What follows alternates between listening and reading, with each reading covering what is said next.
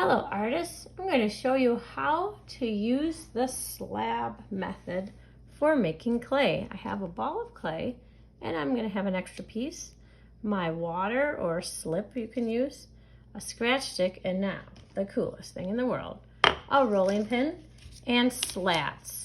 They call it slab rolling, but I would call it slat rolling because literally I'm using these slats to roll the clay in between. The slats make the clay, and I keep two sticks together. They make the clay about as thick as your pinky, or like a half an inch. And we want that to be the thickness of the clay because it really keeps it an even size, and it won't dry too fast or too slow. So if I keep the rolling pin here and I'm rolling out the clay, I can't make the clay flatter or than these slats. If I tried to do this with the slats just like I did, you can see the clay is the right thickness for like a successful piece of clay. If I tried this again with another piece of clay and I didn't have the slats and I just put down a ball of clay, and sometimes if it's a tower of clay, you roll it a little this way, pick it up, roll it a little this way, pick it up. You can see there's no boundaries. I can keep rolling out the clay, and I'm literally making it so flat and skinny. You see how skinny that is? Compared to the one that was in the slats.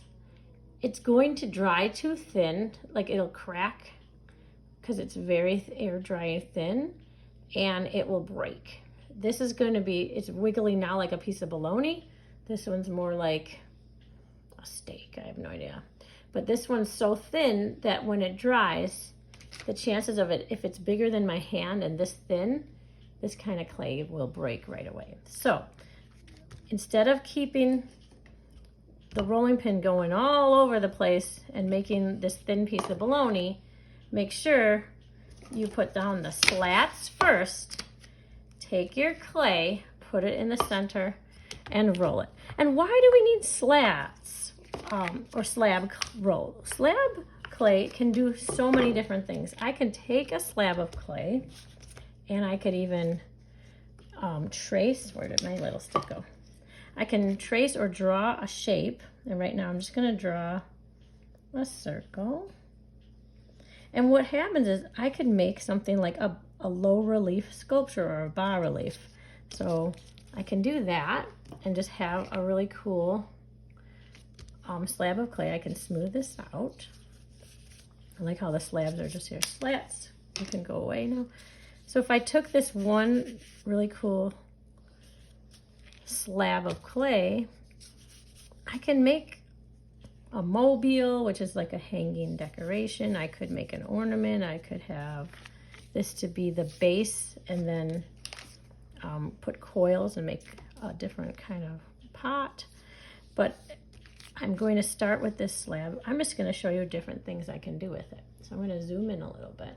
So the first thing I can do with this is I can make three-dimensional like relief sculpture. I can roll out the clay like a snake, and I can scratch and attach it onto this and make it really three-dimensional. So the first thing I did, I like to roll out some coils ahead of time. I roll them in my hands a little bit.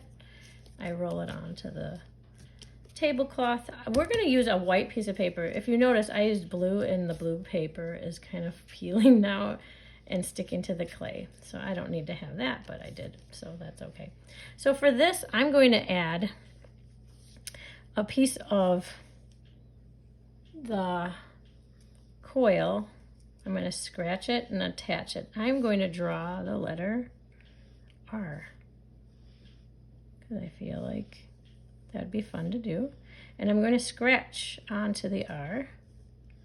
So the S's go as follows. We have scratch, or they also call it scoring, slip, which is just water or watered down clay, which makes it like a glue.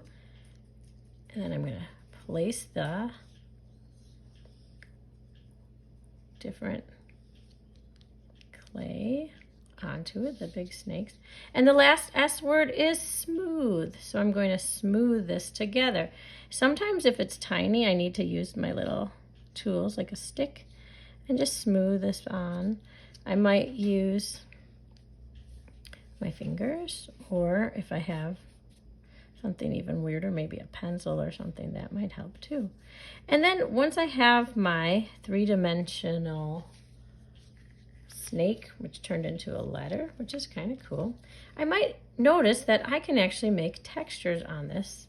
So that is fun. So I smoothed out this letter and I'm going to make textures. I have this tool I can just put on its side, and look at that, I can make really neat like fireworks kind of coming off of it. I might pinch the clay and make a different kind of pattern.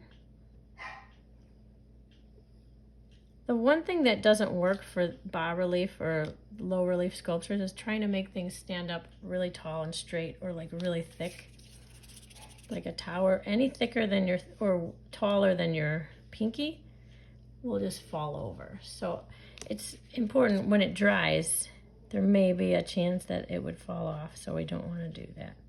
So I am adding lots of different textures onto this surface. I might even carve into it a little more to give it more of a dramatic texture.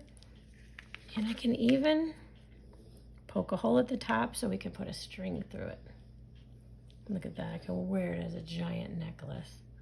But that is one way to use a slab.